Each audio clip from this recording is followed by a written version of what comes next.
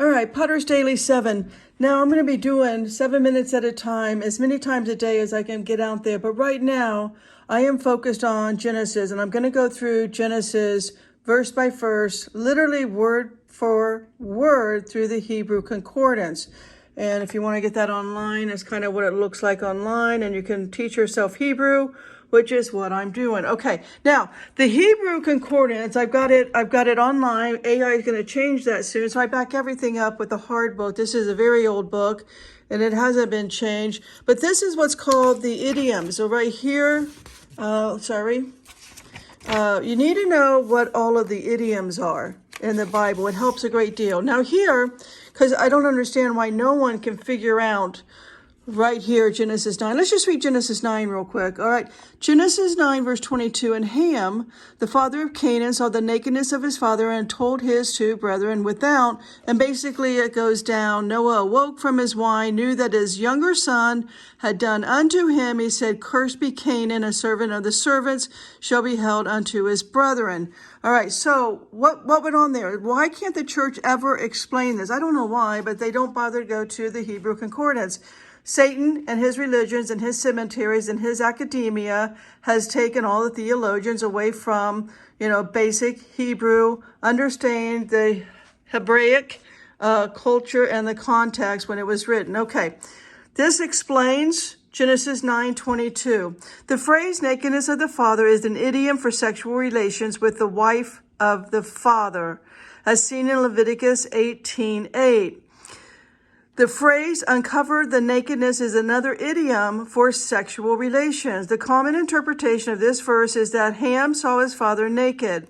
However, this is not a wrongful act. The idiomatic phrasing of this verse means that Ham had sexual relations with his mother.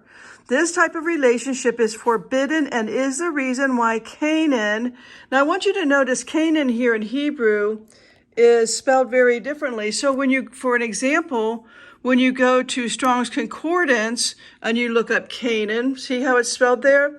It's different, but the Strong's number is the same. So if I were to go right here and I were to look up Canaan, right, go into Strong's Concordance, that's where I'm in right now, and I put in Canaan 3667, it has the correct Hebrew spelling with the same number, as we will see as we move through the Bible through original Hebrew Concordance. All right, so here, Canaan, the product of this union, is cursed in verse 25.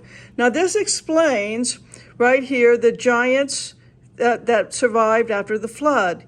Canaan, Ham's grandson, is Nephilim.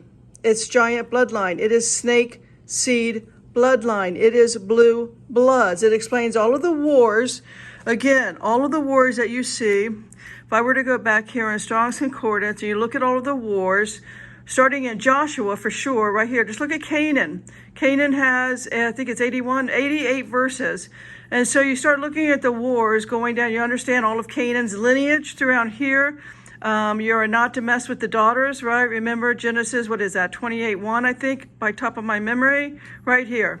Thou shalt not take wife of daughters of Canaan. This is a problem. These are blue bloods. This is why God is going to fight with the Amalekites in every generation. And then you start going down. Let me go to a different window here, easier to see. Let's go try here. 1 Samuel 15:3, Joshua 6:21, Deuteronomy 20:16-17. And it tells you, Lord is giving you inheritance. You shall devote them to complete destruction. The Hittites, the Amorites, the Canaanites, the Perizzites, the Hivites, Jebusites, as Lord your God has commanded. All right, and so you are to kill literally, Joshua 6:21. You are to bring city to destruction, both men, women, young and old, oxen, sheep, donkeys, with the edge of the sword. Kill everything. Kill all men, women, children, babies. Not only that, don't stop there.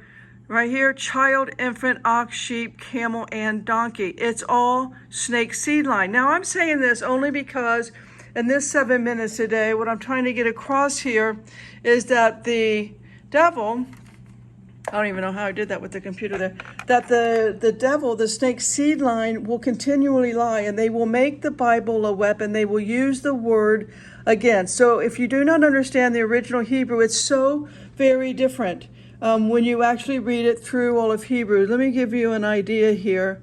Let me go to, all right, let me go to right here. Let me go right here.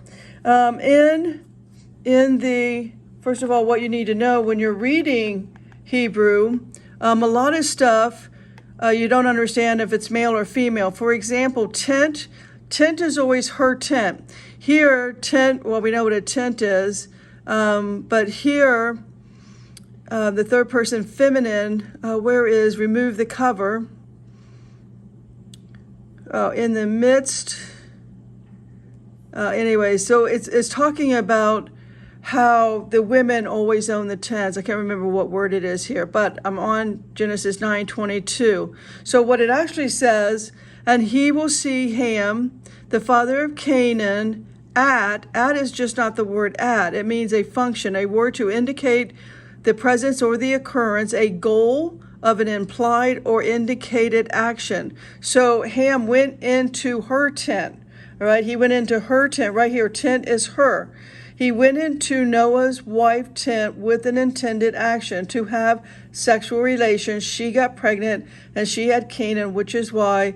And again, you have to see all of these, all of the Hebrew words here, they have meanings with the suffixes. There can be male or female.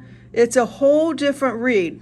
All right, so let's finish out. Father, him, and he will make, be face to face, right? This is an action. This is written in the Hafil. Wait, I took my cursor away. It is written in the Hafil versus the Nifil, and it means action, to cause, to form an action. And then it gives you Strong's number also.